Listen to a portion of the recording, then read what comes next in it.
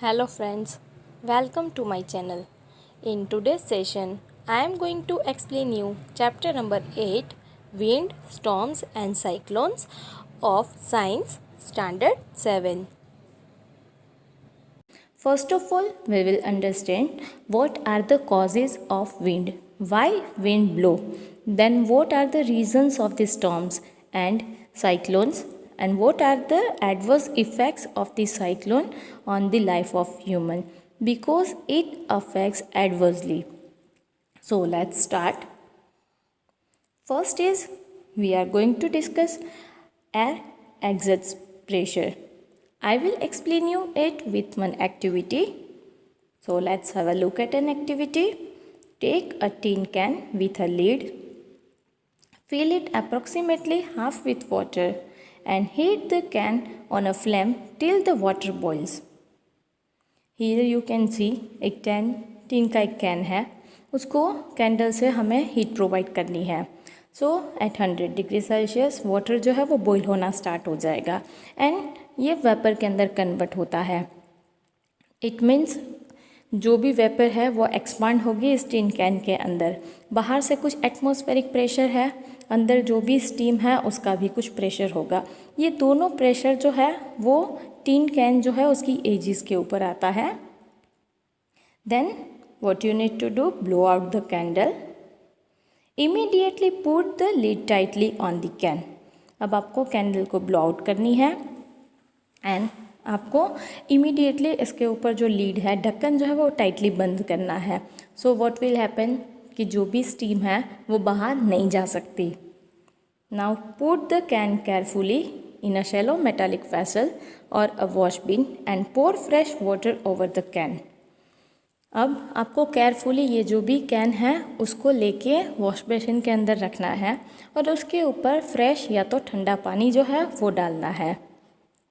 क्या होगा, जैसे ही आप फ्रेश वाटर या तो कोल्ड वाटर इसके ऊपर डालोगे तो ऑल ऑफ सडन इसका टेम्परेचर चेंज होगा और पहले वेपोराइजेशन हुआ इस प्रोसेस के अंदर, यहाँ पे कंडेंसेशन होगा और जो भी वेपर थी वो वापस वाटर के अंदर कंडेंस होके कन्वर्ट होगा.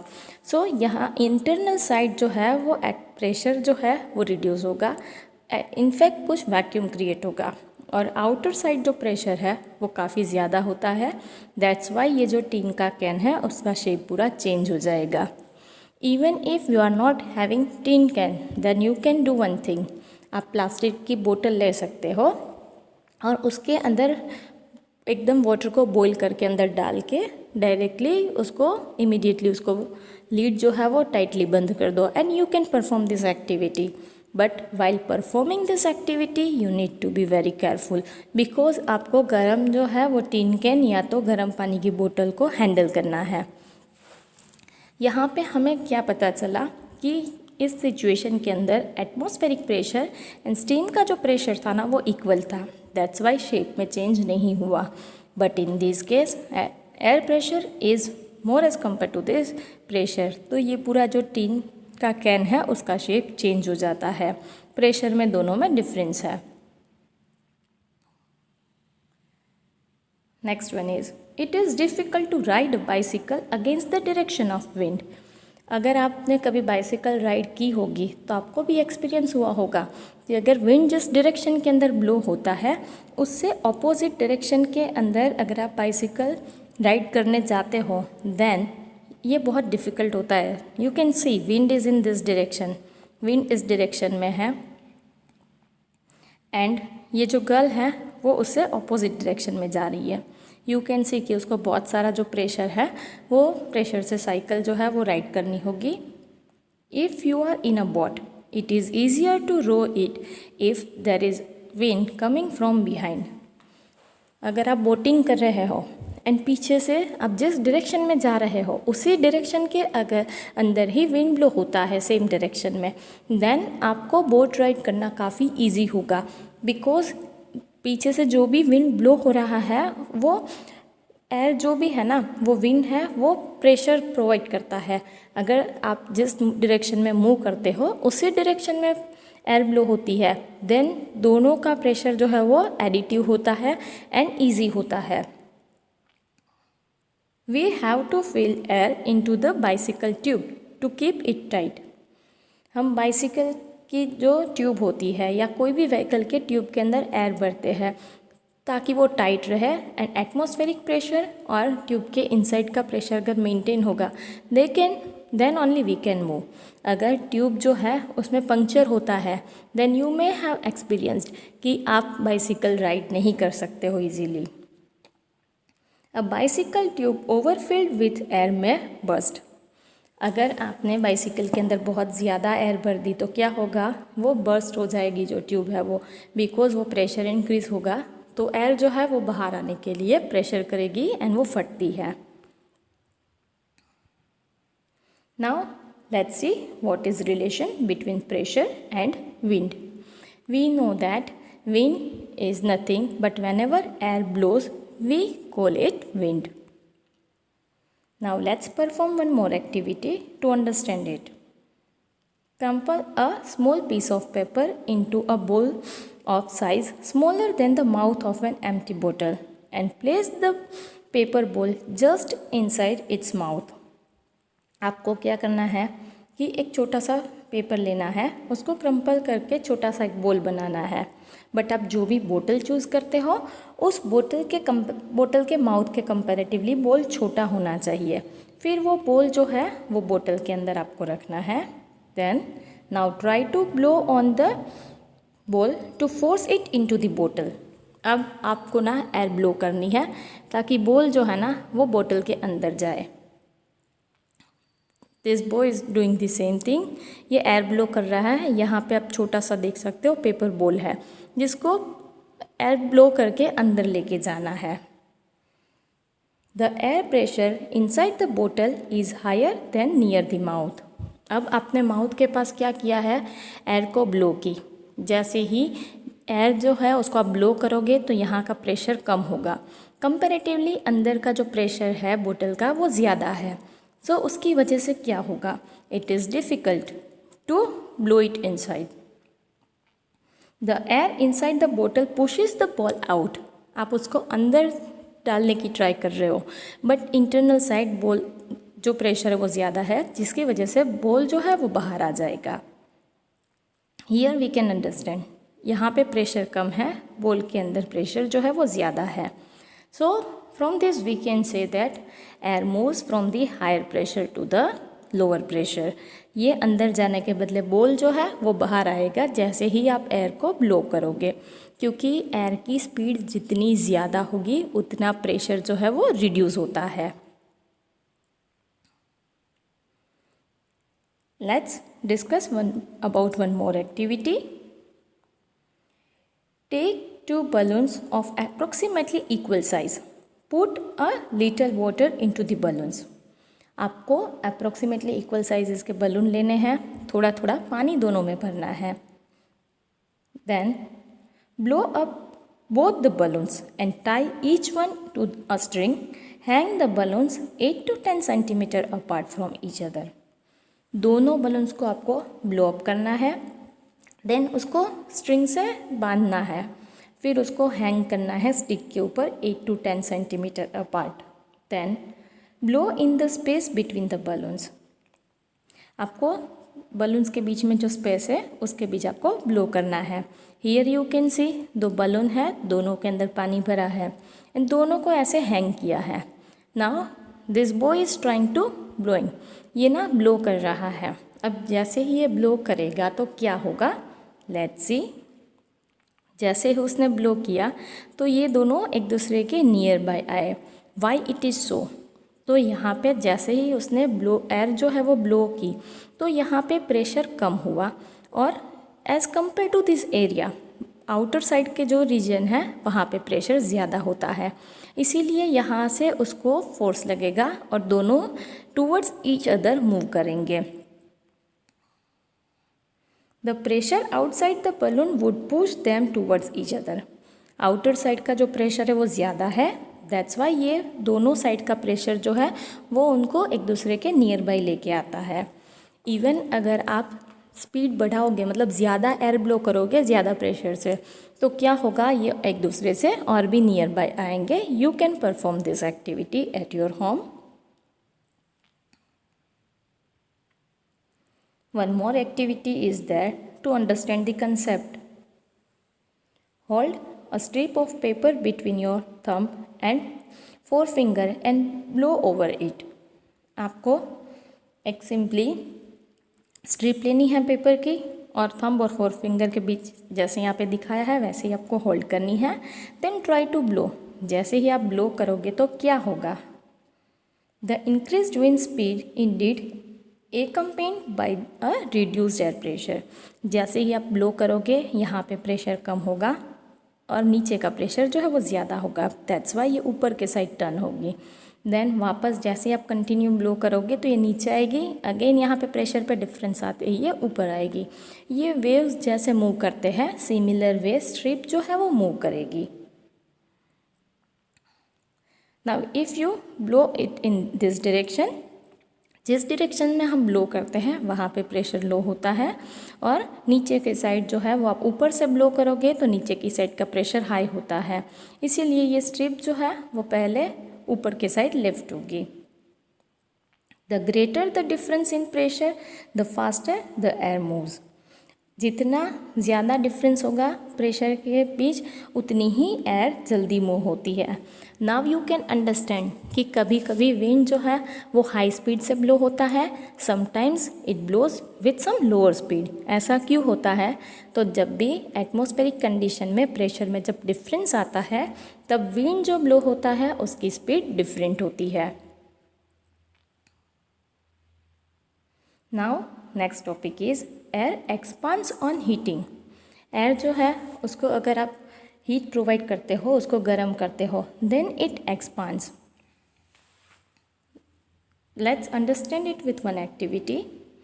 Take a boiling tube, stretch a balloon tightly over the neck of the tube. आपको एक बॉइलिंग ट्यूब लेनी है और उसके ऊपर बलून स्ट्रेच करके रखना है. Now pour some hot water in a beaker. Insert the boiling tube with the balloon in the hot water. आपको अब क्या करना है, बीकर के अंदर आपको गर्म पानी लेना है, फिर उसमें बॉइलिंग ट्यूब बलून के साथ रखनी है. And you need to observe what will happen.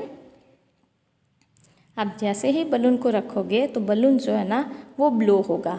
Why it is so? Because जैसे ही यहाँ पे बोतल कंसीडर की है मैंने, तो आप जैसे ही इसको गर्म पानी के अंदर रखोगे तो इंटरनल जो एयर है वो गर्म होती है. जैसे ही एयर गर्म होगी तो क्या होगा, वो एक्सपांड होगी. एयर एक्सपांड होगी and it occupies more space. तो मोर स्पेस चाहिए, दैट्स वाई ये एक्सपांड होके जो बलून है वो ब्लो होगा. Now take the tube out, let it cool down to the room temperature. Then take some ice cold water in another beaker and place the tube with the balloon in cold water for 2 to 3 minutes. अब आपको ये tube या बोतल जो आपने consider की है उसको बाहर लेके रूम टेम्परेचर पे उसको कूल डाउन होने देना है. देन आइस लेना है एक बाउल के अंदर या बीकर के अंदर. देन उसके अंदर ये ट्यूब रखनी है with balloon and you need to observe after few minutes. You may observe कि जैसे ही आप उसके अंदर आइस रखोगे या ठंडा पानी रखोगे तो एयर जो है ना वो कॉन्ट्रास्ट होगी और ये बलून जो है ना वो श्रिंक होगा, वो वापस उसके अंदर से सारी एयर चली जाएगी. बिकॉज जैसे ही ये कॉन्ट्रास्ट होता है तो एयर जो है वो पूरी श्रिंक हो जाएगी. Now there is one more activity to understand the concept. Take 2 paper bags or empty paper cups of the same size. Hang the 2 bags in the inverted position on the 2 ends of a metal or wooden stick. आपको क्या करना है, paper bag लेनी है या तो empty papers लेने हैं, पेपर के कप लेने हैं और दोनों बैग को आप इन्वर्टेड पोजीशन में उल्टा एक स्ट्रिंग के ऊपर लटकाओगे या तो मेटल के रोड्स के ऊपर लटकाओगे. Tie a piece of thread in the middle of the stick and hold stick by the thread in a balance. अब उसकी मिडल में आपने जो भी स्टिक ली है या वुडन स्टिक या मेटल स्टिक या रोड लिया है उसको आप मिडल से होल्ड करोगे एक स्ट्रिंग उसके ऊपर लगा के, थ्रेड लगा के. Here you can C 2 paper bag है उसको यहाँ पे हैंग किया है, एग्जैक्टली मिडल से एक थ्रेड लिया है और उसको बैलेंस पोजीशन में रखोगे कि दोनों जो है वो इक्वल हाइट पे होनी चाहिए. Then put a burning candle below one of the bag. आप दोनों बैग्स में से एक बैग के नीचे कैंडल रखनी है। जैसे ही आप कैंडल रखोगे क्या होगा, इसके अंदर जो हवा है वो गर्म होती है एंड इट स्टार्ट्स एक्सपांडिंग, वो एक्सपांड होना स्टार्ट करेगी एंड इट मूव्स अपवर्ड, वो अपवर्ड मूव करना स्टार्ट करती है। That's why that bag moves on the upward direction. The warm air rises up, यहाँ पे एयर क्या होगी, वार्म होगी, गर्म होगी और ये राइज होके ऊपर जाती है। Here you can see the same concept. On heating, the air expands and occupy more space. जैसे ही एयर गर्म होती है तो एक्सपांड होती है, उसको ज़्यादा स्पेस चाहिए। देखो यहाँ पे जो भी यहाँ पे प्रेशर जो है वो हाई होगा, यहाँ पे प्रेशर लो है, तो high pressure to low pressure atmosphere के अंदर कंटिन्यूस विंड ब्लो होता है।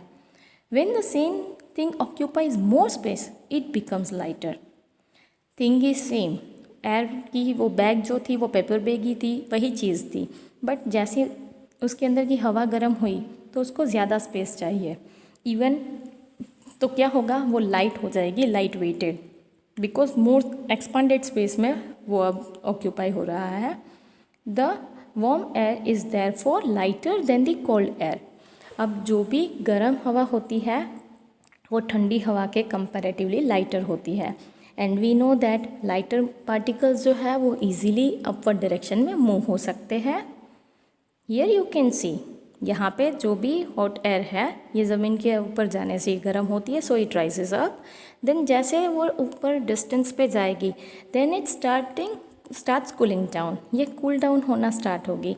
Then it comes in this lower direction, because जो भी कूल एयर होती है वो सिंक होती है, नीचे की डायरेक्शन में आती है। जैसे ये नीचे आएगी and when it comes in contact with the surface of the earth, again ये हीट जो है वो एब्जॉर्ब करेगी and again it moves in the upward direction. So this is the reason why wind blow. That is the reason that the smoke goes up. आप कोई भी चीज़ गर्म करोगे, वेपर होगी तो वो किस डायरेक्शन में जाती है, it goes in the upward direction. First topic is wind currents. Uneven heating between the equator and the poles.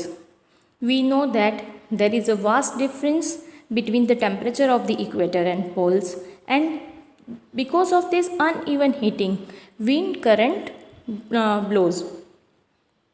Regions close to the equator get maximum heat from the sun. The air in these regions gets warm. As we know, equator जो है वो middle portion है जहाँ पे maximum sun rays जो है वो receive होते हैं। That's why that region is having higher temperature and air is also warm in this region. The warm air rises and the cooler air from the in regions in this 0 to 30 degree.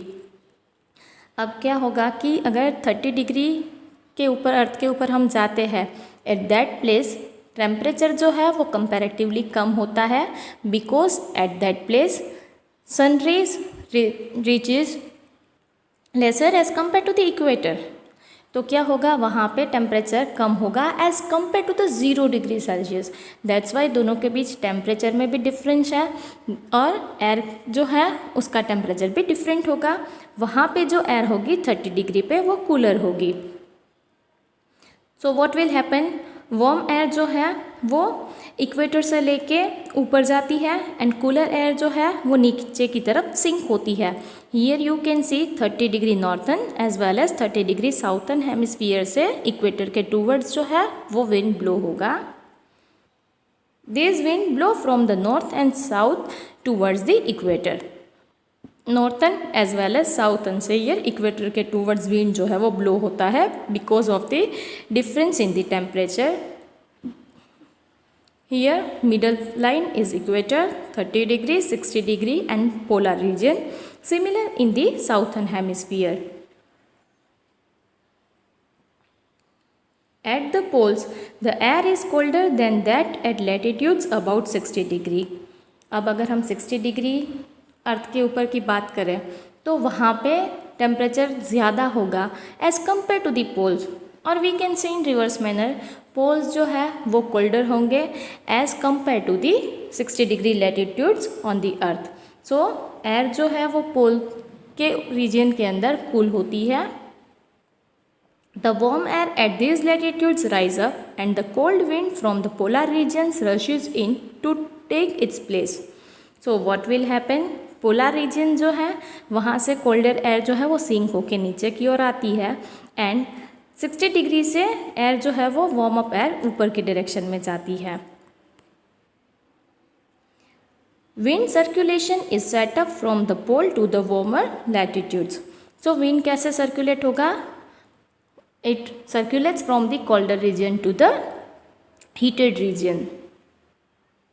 A change in direction from north to south and south to north is caused by rotation of the earth.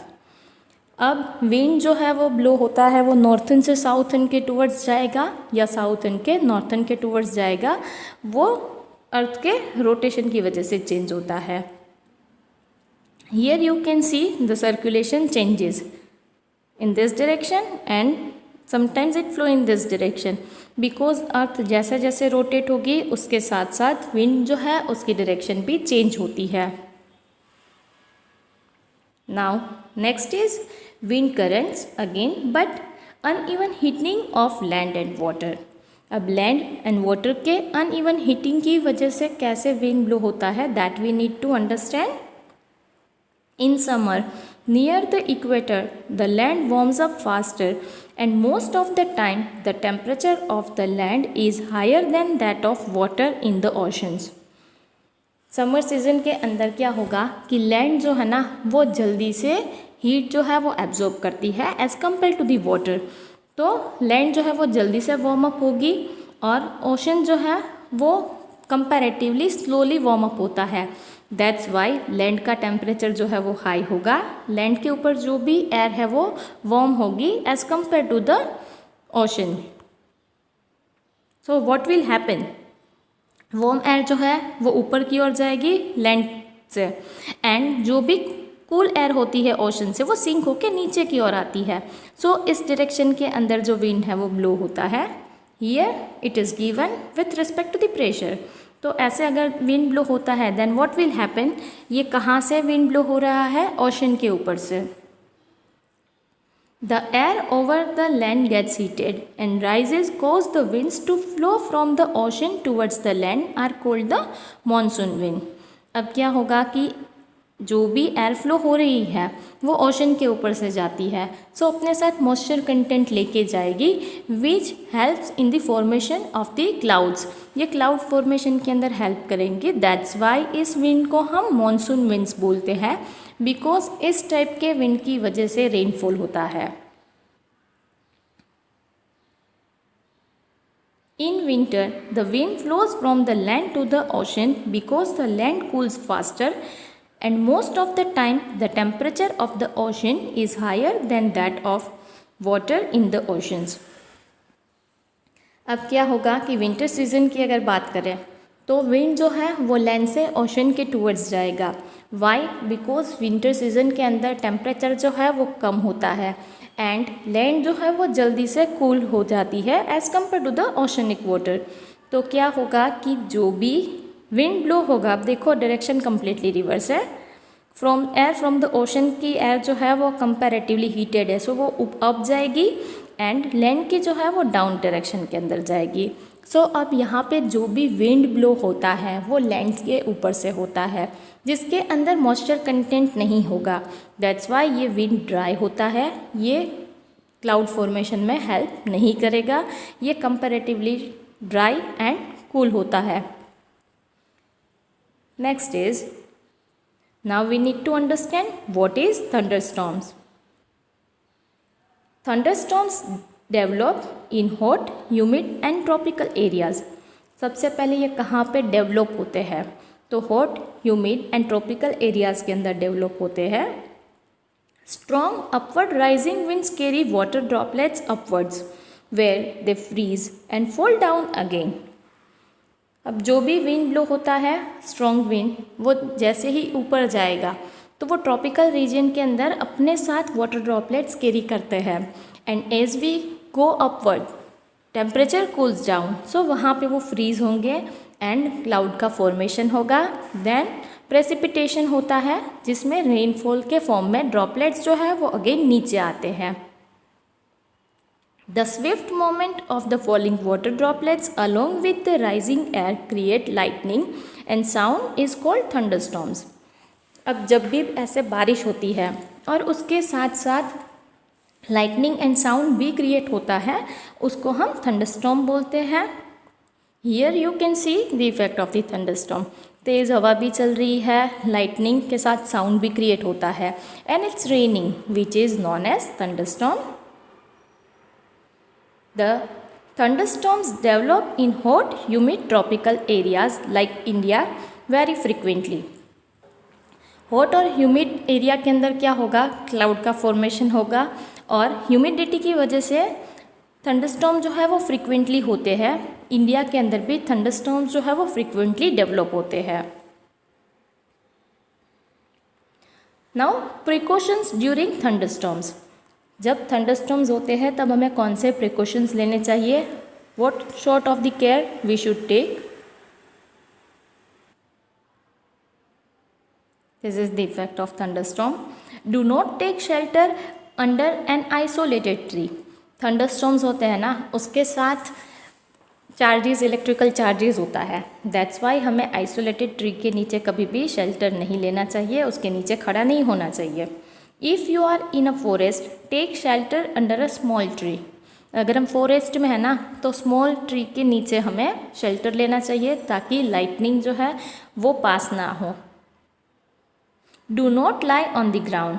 Ground पे हमें सोना नहीं चाहिए, because अगर हम ground पे सोते हैं देन हमारे बॉडी का जो एरिया है ना वो इंक्रीज़ होता है, जिसकी वजह से लाइटनिंग जो है उसका एक्सेप्टेंस बढ़ता है क्योंकि बॉडी का रेजिस्टेंस जो है वो रिड्यूस होता है। Do not take shelter under an umbrella with a metallic end.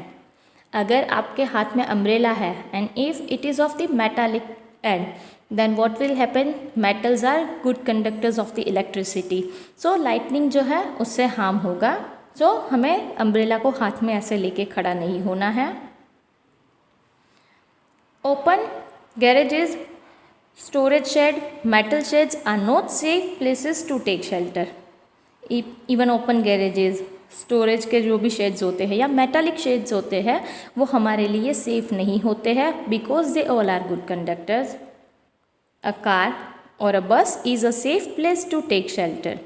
अगर आप कार के अंदर या बस के अंदर हो तो अंदर ही रहना है, that is a safer place. If you are in water get out and go inside a building. अगर आप पानी के अंदर हो तो आपको बाहर निकल के एक बिल्डिंग के अंदर चले जाना चाहिए, अदरवाइज़ वहाँ से भी लाइटनिंग जो है, बिजली जो है हमारे ऊपर गिरने के चांसेस होते हैं। So this sort of the precautions we should take. Now let's discuss what is cyclone. The heat release to the atmosphere warms the air around. अब जब भी वाटर ड्रॉपलेट्स नीचे आते हैं तब जो भी हीट होती है वो रिलीज़ होती है और जो भी एयर होती है वो वार्म होती है। The air tends to rise and cause a drop in pressure and more air rushes to the centre of the storm.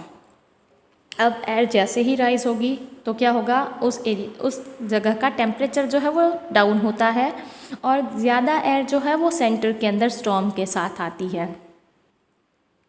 The chain of events ends with the formation of very low pressure system with very high speed winds revolving around it. This is known as cyclone. अब ऐसे पूरी ये event जो है ना उसकी एक chain बनती है कि कंटिन्यूसली लो प्रेशर सिस्टम जो है वो क्रिएट होती है high speed of the wind के साथ, जिसको हम साइक्लोन बोलते हैं। हियर यू कैन सी कि एयर जो है ना वो ब्लो हो रही है।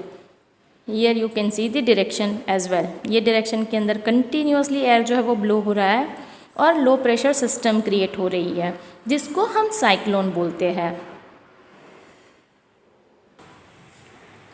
Factors like wind speed, wind direction, temperature and humidity contribute to the development of cyclones.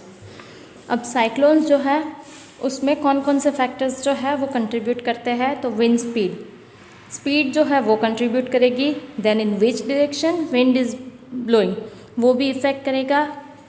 And temperature also affects, because temperature का जो भी डिफरेंस होगा उसके अकॉर्डिंगली ही विंड जो है उसकी स्पीड होगी।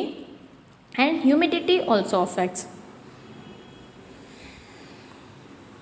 Now destruction caused by cyclone. अब साइक्लोन से क्या डिस्ट्रक्शन होता है? The centre of a cyclone is a claim area called the I of the storm. Cyclone का जो सेंटर होता है वो एक क्लेम एरिया होता है जिसको आई ऑफ द स्टॉर्म बोला जाता है। A large cyclone is a violently rotating mass of air in the atmosphere 10 to 15 kilometre high. अब लार्ज साइक्लोन, अगर बहुत बड़ा साइक्लोन है ना, तो वो वायोलेंटली रोटेट होता है एंड ये 10 to 15 किलोमीटर की हाइट तक रोटेट होता है। The diameter of the I varies from 10 to 30 kilometre. Even उसका डायमीटर मतलब साइक्लोन जो है वो 10 to 30 किलोमीटर तक का होता है, उसकी आई उतने डायमेंशन में वेरी होती है। Here you can say this one is known as eye of the cyclone. Strong winds push water towards the shore even if the storm is hundreds of kilometres away.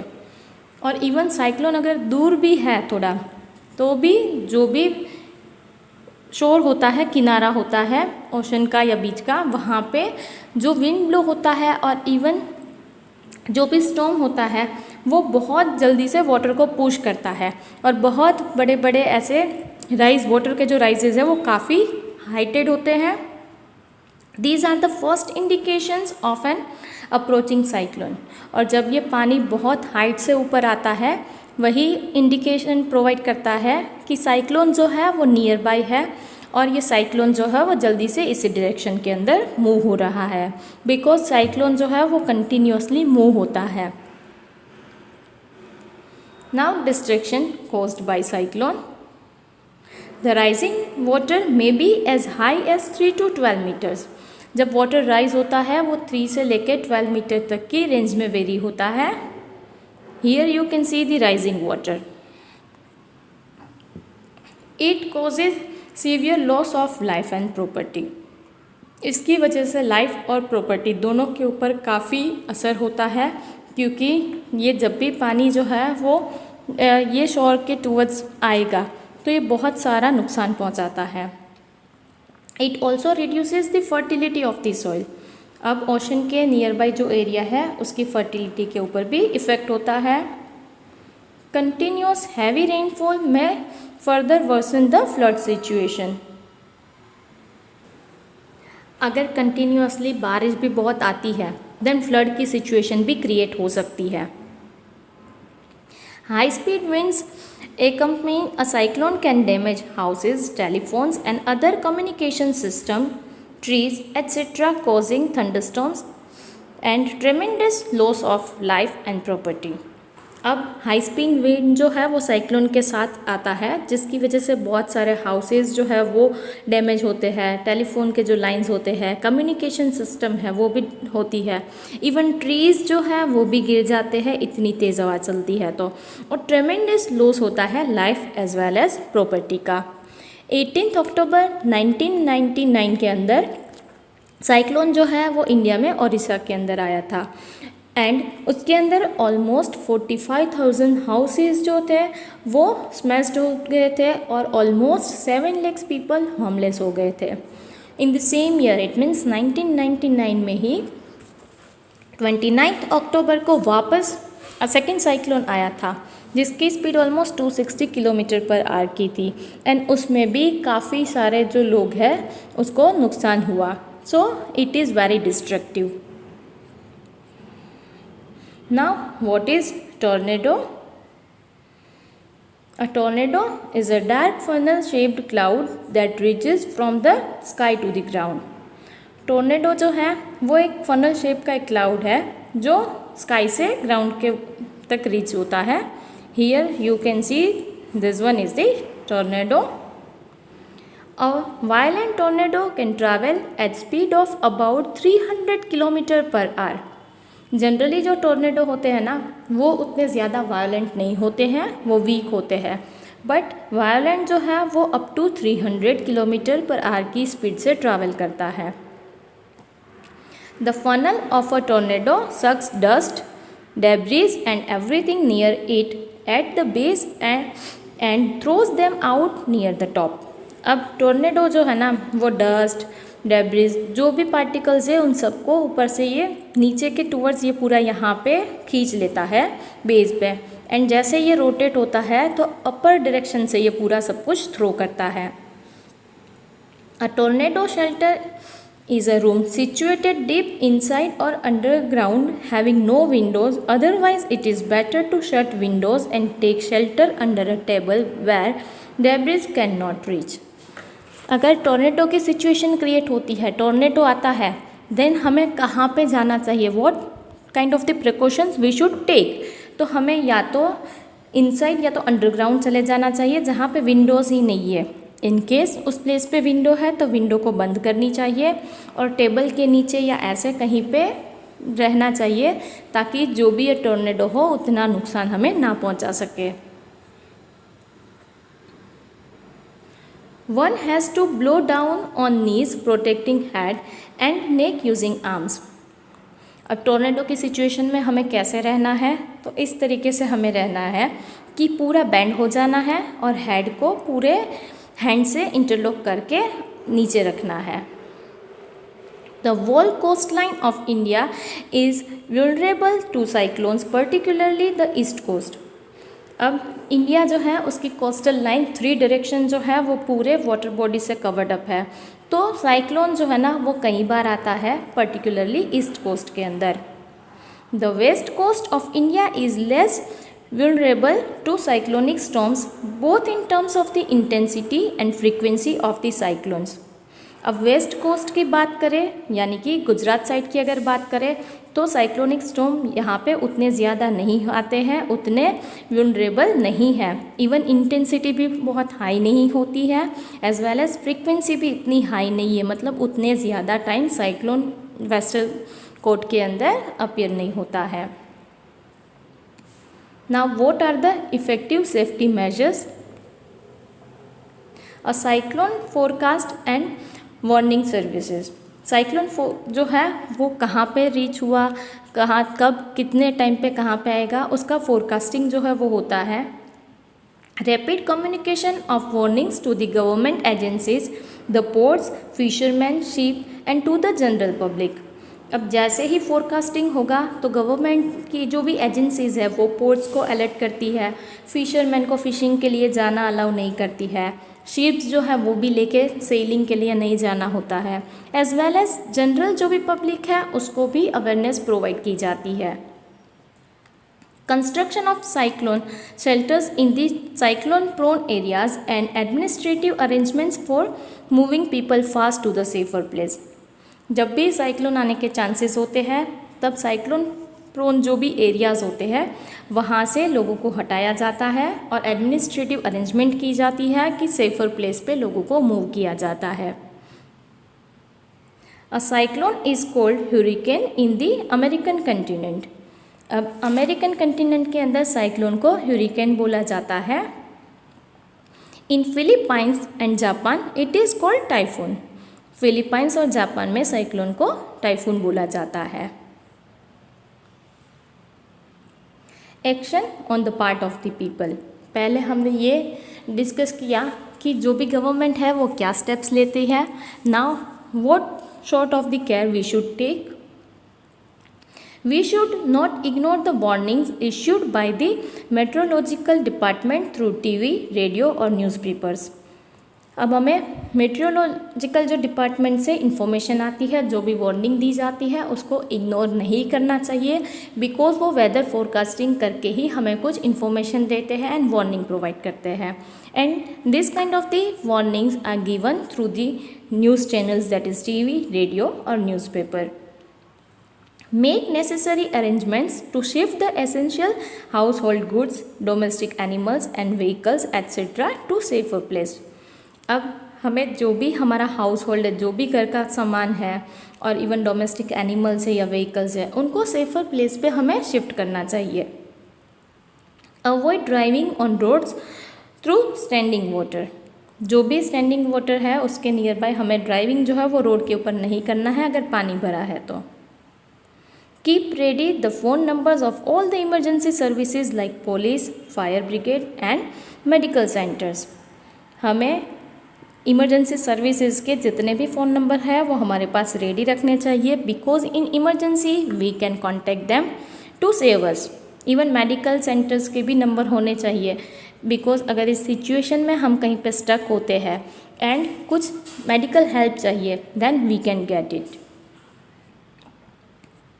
Now effective safety measures, some other precautions if you are staying in a cyclone hit area. अगर आप cyclone hit area के अंदर रहते हो then what sort of the precautions you should take. Do not drink water that could be contaminated. अब जो पानी आ रहा है ना वो पानी हमें नहीं पीना चाहिए, बिकॉज वो कंटेमिनेटेड हो सकता है जिससे बहुत सारे डिसीज़ हो सकते हैं। Always store drinking water for emergencies. ऐसी सिचुएशन में हमें ड्रिंकिंग वाटर को स्टोर करके रखना चाहिए। Do not touch wet switches and fallen power lines. अब हमें कहीं पे भी स्विचेस को टच नहीं करना है, पावर लाइन्स कहीं पे गिरी है उसको भी टच नहीं करना है। Do not go out just for the sake of fun. चलो कितना पानी आए वो देख के आते हैं, that we should not do. Just fun के लिए बाहर नहीं निकलना है, because it is not safe. Do not pressurise the rescue force by making undue demand. हमें जो भी रेस्क्यू फोर्स होता है उनको हमें अनड्यू डिमांड मतलब हमें रिक्वायरमेंट नहीं है तो उनको हमें प्रेशराइज नहीं करना चाहिए। If we need certain emergency help then only we should ask. Cooperate and help your neighbours and friends. आपके नेबर्स, फ्रेंड्स सबको आपको कोऑपरेट करना चाहिए। We should be the strength of each other. Now what are the advance technology? Satellites and radars. A cyclone alert or cyclone watch is issued 48 hours in advance of any expected storm, and a cyclone warning is issued 24 hours in advance. Satellite and radars जो है ना वो हमें cyclone के alert provide करते हैं। अगर storm है तो 48 आवर्स एडवांस में हमें बताते हैं कि there are chances of the storms, and cyclone के जो भी वार्निंग है वो बिफोर 24 आवर्स मिलती है कि विद इन 24 आवर्स साइक्लोन जो है वो इस एरिया तक पहुंच सकता है। So we can take some safety precautions. Here you can see cyclone Amphan जो है उसका फोरकास्टिंग किया गया था कि if it is at this place then after 24 hours it can reach to this place. The instrument that measures the wind speed is called an anemometer. अब जिस instrument से हम विंड की स्पीड मेजर करते हैं उसको एनेमोमीटर बोला जाता है। Here you can see it. The message is broadcast every hour or half hour when a cyclone is nearest the coast. अब जब भी साइक्लोन कोस्ट के नियर बाय आता है तब एवरी आवर या एवरी हाफ एन आवर पे message किया जाता है, इंफॉर्मेशन प्रोवाइड की जाती है कि साइक्लोन जो है वो आने के चांसेस है। Several national and international organisations cooperate to monitor the cyclone related disasters. अब बहुत सारे नेशनल एंड इंटरनेशनल ऐसे ऑर्गेनाइजेशंस भी हैं कि जो साइक्लोन रिलेटेड डिजास्टर्स को मॉनिटर करते हैं एंड वो अलर्ट करते हैं लोगों को। So we can take certain safety precautions. We have completed discussion of entire chapter. Thank you. Thank you for watching this video.